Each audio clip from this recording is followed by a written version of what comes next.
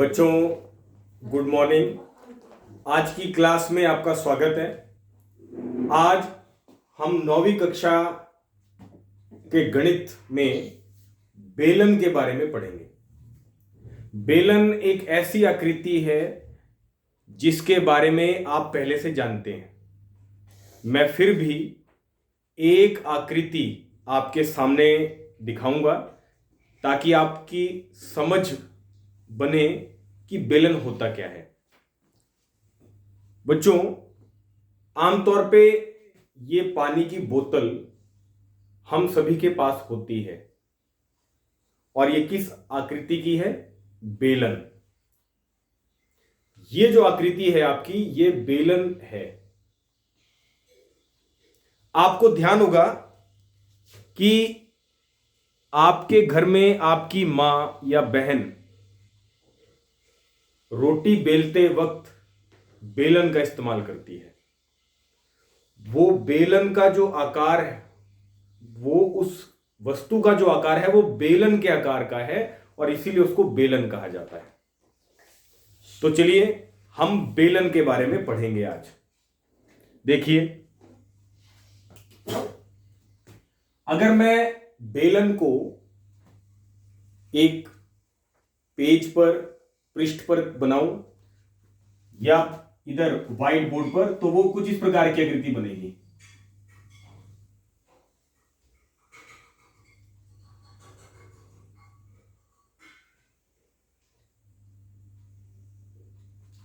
ये आपका बेलन है। ये जो ऊपर दो हिस्से आपको दिखाई दे रहे हैं, ये वृत्ताकार हैं, लेकिन यहां पर हो सकता है आपको ये वृत्ताकार नजर ना आ रहे हो। तो जरा इस आकृति पर ध्यान करें। देखिए, ये एक बेलन है और ये इस बेलन का आधार है। आधार यानी जिस पर हमारी आकृति टिकी हुई है। आप इसे ऐसे समझ सकते हैं। तो जो हमारा बेलन है उसका आधार कैसा है? ध्यान से देखें, वृत्ताकार। और अगर हम इसका ऊपर वाला भाग देखें, वो भी कैसा है? वृत्ताकार। इसका मतलब बेलन के दो आधार होते हैं और दोनों वृत्ताकार होते हैं, एक नीचे और एक ऊपर। बच्चों याद रखें, बेलन के दो आधार होते हैं।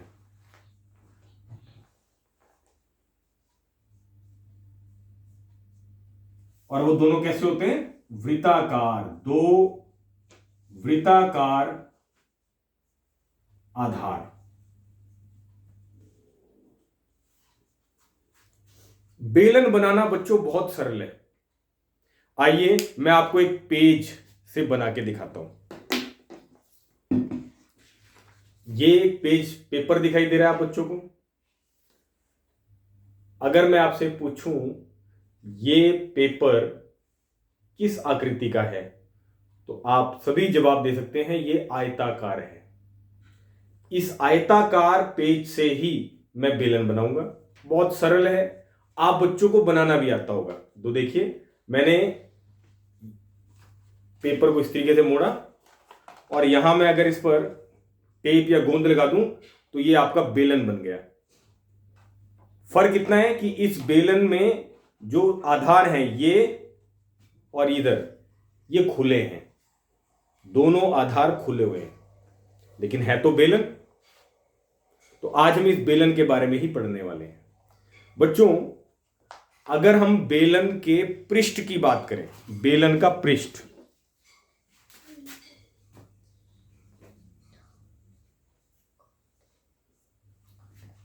किसी भी आकृति का पृष्ठ क्या होता है? अगर मैं आम शब्दों में कहूं तो पृष्ठ का मतलब होता है सतह। देखिए, ये सारी सतह है। गणित की भाषा में आप इसे कहेंगे पृष्ठ। तो अब हम इस पृष्ठ के बारे में चर्चा करेंगे।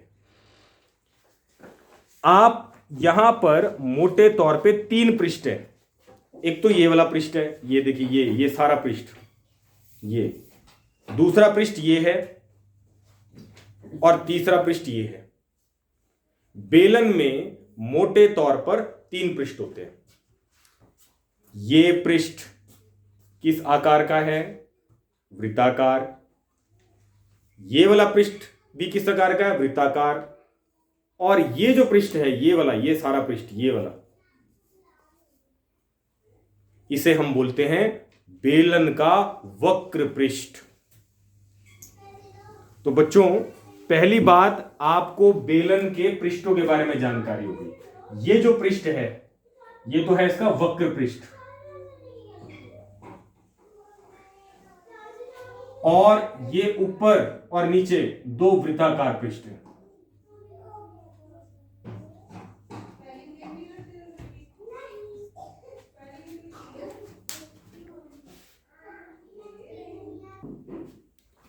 और ये वाला पृष्ठ भी जो है हमारा, वो वृत्ताकार है।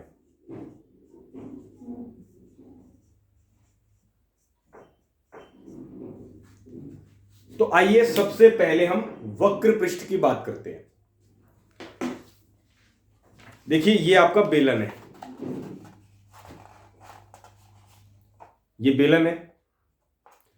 इस बेलन की ये ऊंचाई है, इसे बेलन की ऊंचाई कहते हैं। अगर अंग्रेजी में कहें, हाइट ऑफ द सिलेंडर। बेलन को अंग्रेजी में सिलेंडर बोला जाता है। इसीलिए आपको ध्यान होगा, जो आपके घरों में, रसोई घर में यूज होते हैं, उसे हम सिलेंडर क्यों बोलते हैं? क्योंकि उसका आकार ही सिलेंडर की शेप का होता है। हिंदी में कहें बेलन के आकार का। तो ये इसकी ऊंचाई होती है बच्चों, ठीक है। अगर मैं कैंची लेकर और इसको ऊंचाई के साथ साथ काटूंगा, जैसे ही ये पृष्ठ खुलेगा, ये किस आकार का बनेगा? आयताकार। इसका मतलब जो बेलन का वक्र पृष्ठ होता है, बेलन का वक्र पृष्ठ, अगर हम इस पृष्ठ को, बेलन के वक्र पृष्ठ को अगर हम ऊंचाई से काटें और खोलें, तो ये एक आयताकार पृष्ठ बनता है। एक बात तो ये समझ आइए आप बच्चों को। आइए, अब मैं आपसे एक बात और पूछने वाला हूं। ये आपका बेलन है और ये बेलन का वृत्ताकार पृष्ठ है। ये क्या चीज है बच्चों? ये जो किनारा, इसे कहा जाता है वृत्त की परिधि, ठीक है ना। जरा देखिए, ये जो है, ये किनारा, ये है वृत्त की परिधि। आप में से बहुत से बच्चों को पहले ये पता होना चाहिए कि जो हमारा वृत्त होता है, ये वृत्त की परिधि कहलाती है। आप इसे बाउंड्री ऑफ द सर्कल भी बोल सकते हैं, वृत्त की परिधि।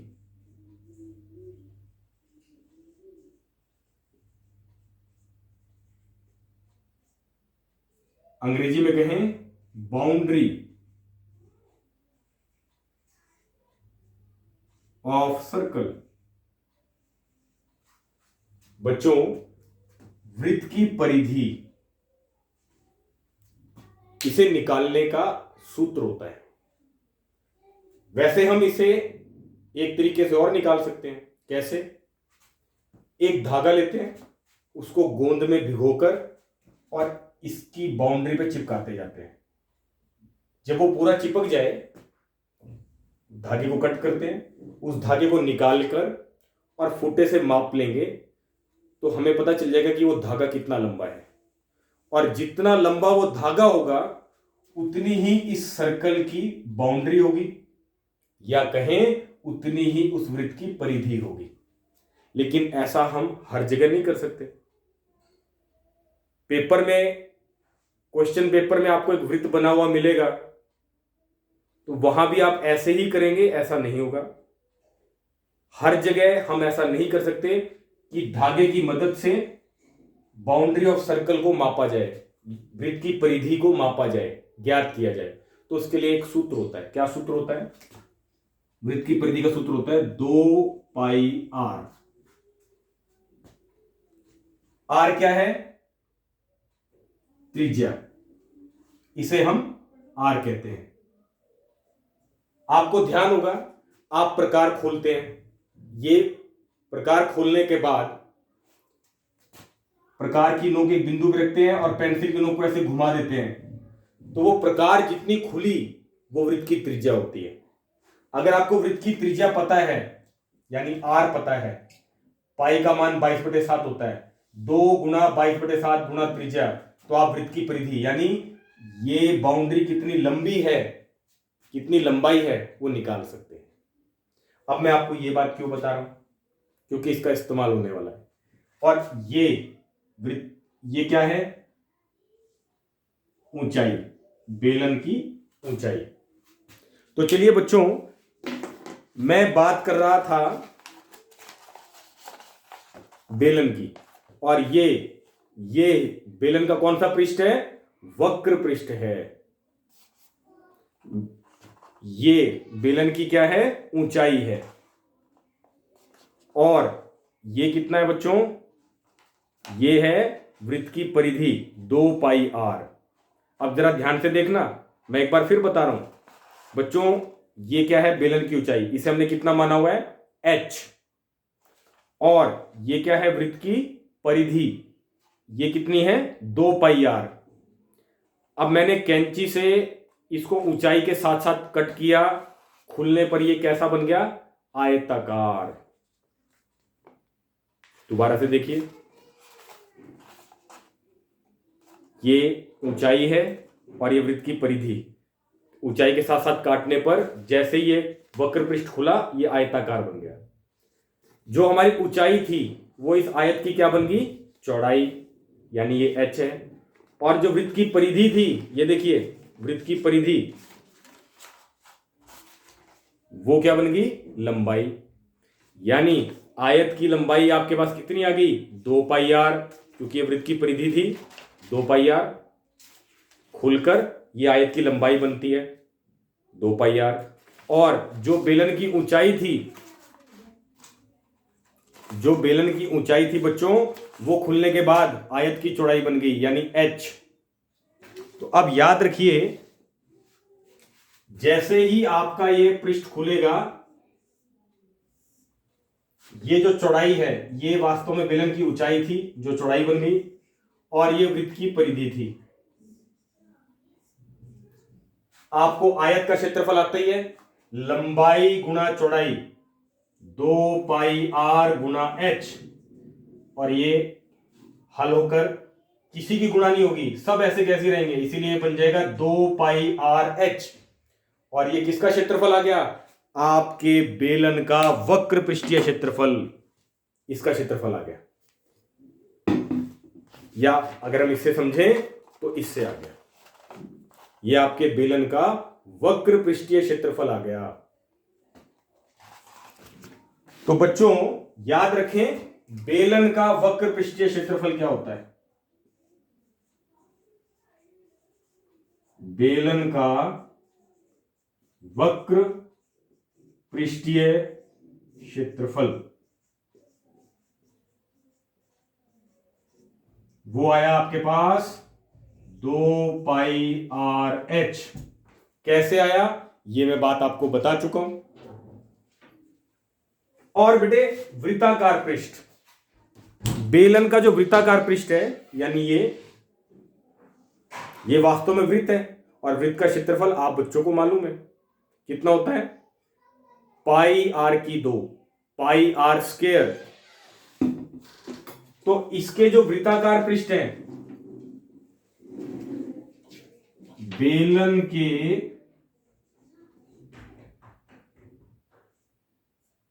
वृत्ताकार पृष्ठ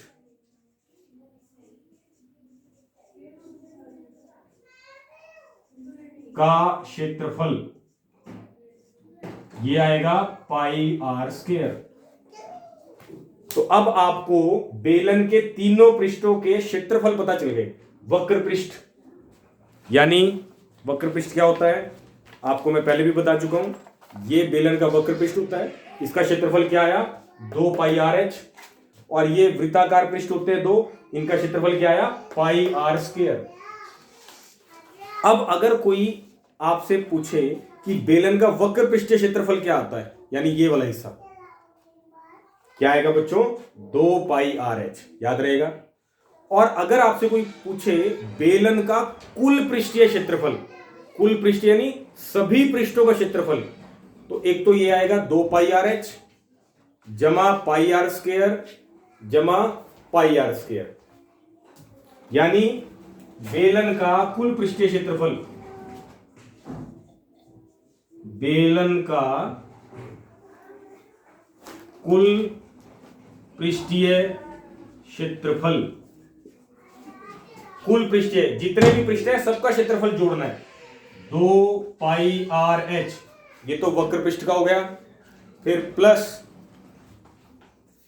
πr² प्लस इसका भी क्या क्षेत्रफल होता है वृत्त का, πr²।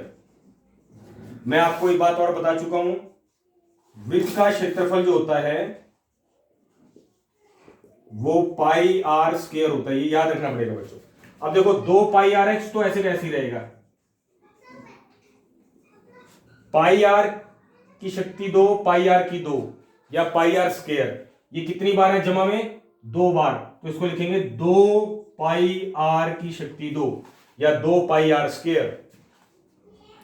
अब बच्चों इन दोनों पदों में देखिए, इसमें और इसमें एक जैसी चीज है, बिल्कुल है, 2 है, पाई है, एक r है, एक r है, तो जरा इनको बाहर रखते हैं, 2 पाई और r, इनको बाहर रखा, 2 पाई और r चले गए, क्या रह गया इधर, h रह गया, जमा 2 पाई और एक r चला गया, एक r रह गया। तो बच्चों ये आपके पास बेलन का कुल पृष्ठीय क्षेत्रफल आ गया।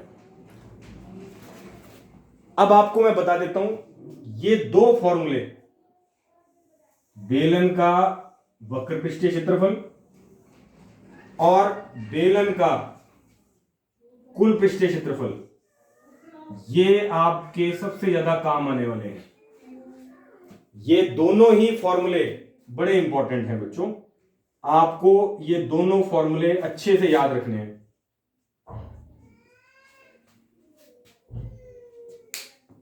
आपको ये दोनों फॉर्मूले समझ भी आ गए होंगे कि ये दोनों फॉर्मूले कैसे बने हैं। बेलन का वक्र पृष्ठ क्या होता है और बेलन का कुल पृष्ठ, कुल पृष्ठ में 3 पृष्ठ जुड़े होते हैं, एक वक्र पृष्ठ और 2 वृत्ताकार पृष्ठ, ये सारे जुड़कर और फाइनली ये फॉर्मूला बनता है जो कि आपने याद रखना है। आप मेरे पीछे पीछे दोहरा भी सकते हैं, बेलन के कुल पृष्ठीय क्षेत्रफल को 2πr गुणा h जमा r, 2πr गुणा h जमा r, और बेलन का वक्र पृष्ठीय क्षेत्रफल इसे भी दोहरा सकते हैं, 2πrh, 2πrh। यहां पर ध्यान रखें ये वृत्त का केंद्र है और ये आपका r होगा। तो बच्चों आप 13.2 प्रश्नावली वो तभी हल कर पाएंगे जब आपको बेलन के बारे में सब पता होगा और खास तौर पे 2 फॉर्मूले आपको याद होंगे, एक बेलन का वक्र पृष्ठीय क्षेत्रफल 2πrh और दूसरा बेलन का कुल पृष्ठीय क्षेत्रफल 2πr गुणा h जमा r। बच्चों ये बात आपके समझ आ गई हो तो अब हम अगली बात पर चलते हैं। अब हम इन फॉर्मूलों का इस्तेमाल सवाल को हल करने में कैसे किया जाता है, आइए वो देखते हैं।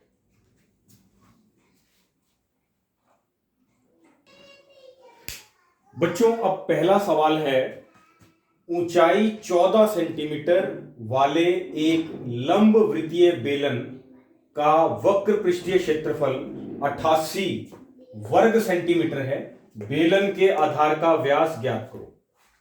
हमने रकम को ध्यान से पढ़ा। पहले मैं आपको मतलब बताता हूं लंब वृत्तीय बेलन।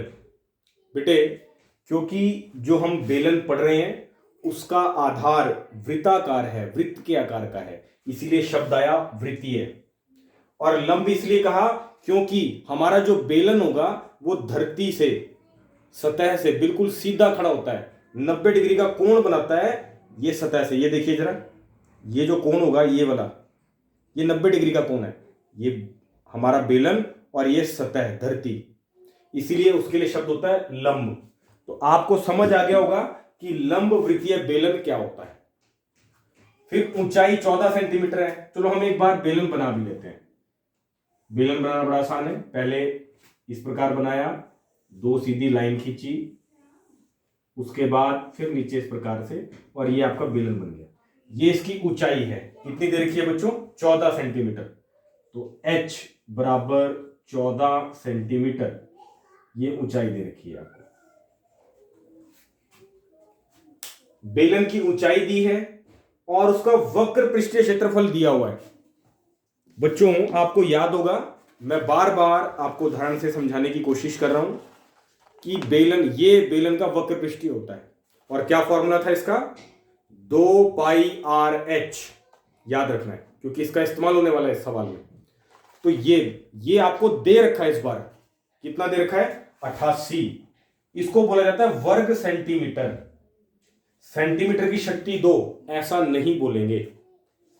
अगर किसी की शक्ति 2 है तो उसको वर्ग बोला जाता है, और वर्ग पहले बोलेगा, सेंटीमीटर बाद में। इसीलिए इसको बोला जाएगा 88 वर्ग सेंटीमीटर। इसको ऐसे पढ़ना है, 88 वर्ग सेंटीमीटर। बेलन का वक्र पृष्ठीय क्षेत्रफल आपको दिया हुआ है। बेलन के आधार का व्यास ज्ञात करो। तो बेटे मैंने आपको बताया था कि ये हमारा वृत्त होता है, ये वृत्त का केंद्र, ये वृत्त की त्रिज्या, और त्रिज्या का दुगना यानी ये व्यास होता है।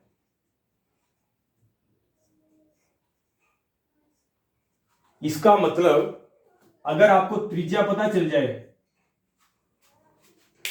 उसका दुगना कर देंगे तो आपके पास व्यास आ जाएगा। व्यास किसके बराबर होता है? त्रिज्या का दुगना। त्रिज्या को हम r से दर्शाते हैं, यानी हमने r पता करना है, त्रिज्या पता करनी है। त्रिज्या पता करते ही उसको 2 से गुणा करेंगे, दुगना करेंगे, व्यास आ जाएगा और हमारा सवाल हल हो जाएगा।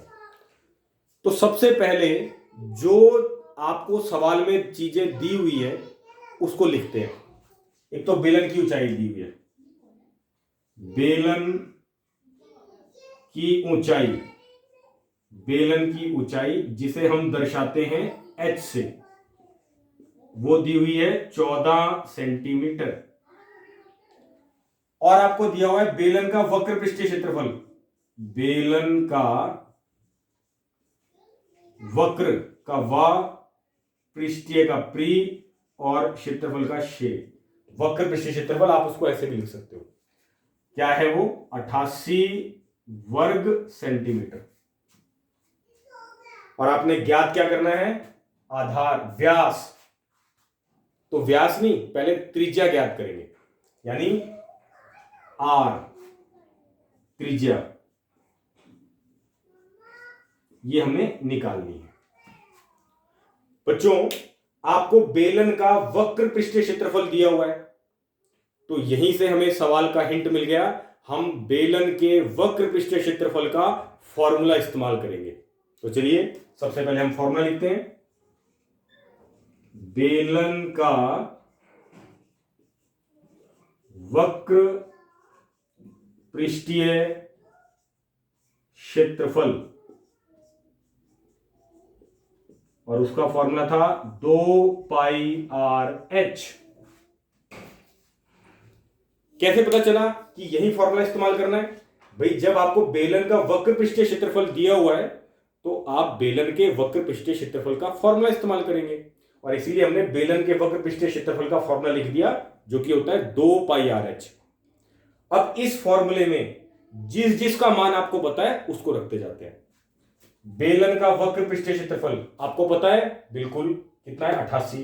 तो इस सारे की जगह तो आ जाएगा 88, फिर बराबर 2, और पाई का मान बच्चों आप सबको पता है, नहीं पता है तो याद रखें 22/7 होता है। ये आपको दिया नहीं होगा, अपने आप रखना होगा। आर तो हमने निकालना है, ये देखिए, तो आर ऐसे का ऐसे ही। एच आपको दिया हुआ है 14।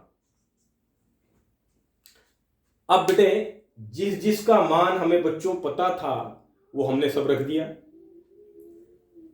अब जिसका मान निकालना है जरा उसको ध्यान करें, आर।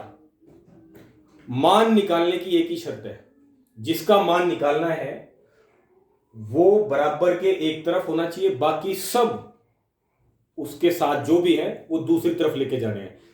जिसका मान निकालना है वो अकेला होना चाहिए, ऊपर बटे में ऊपर होना चाहिए। देखिए जैसे ये बटे में 22 ऊपर है, 7 नीचे है, ये बटे में ऊपर ही माना जाएगा, ऊपर होना चाहिए, ऊपर है, अकेला नहीं है। अभी इसके साथ 14 है गुना में, 22/7 है और 2, इन सबको उधर लेके जाते हैं। तो चलिए उधर पहले से 88 है, जो चीज इधर नीचे है, बटे में है, भाग में है, वो उधर गुणा में हो जाएगी।